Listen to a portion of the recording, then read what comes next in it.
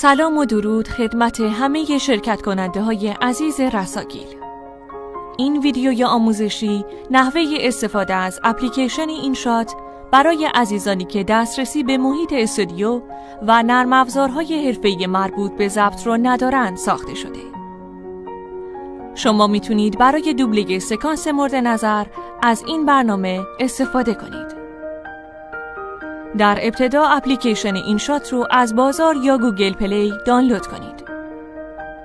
بعد از اینکه وارد برنامه اینشات شدید، از قسمت ویدیو روی گزینه نیو و ویدیوی مسابقه رو انتخاب کنید.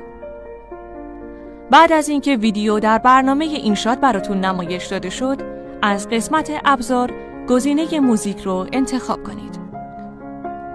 و بعد از زدن روی گزینه ریکورد، روی دایره قرمز رنگ بزنید و صدای خودتون رو ضبط و دوبلتون رو آغاز کنید.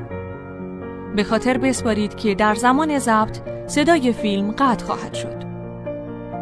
بعد از اینکه ضبطتون به پایان رسید، در کادر ابزار روی گزینه ولوم صدای فیلم رو به 0 برسونید.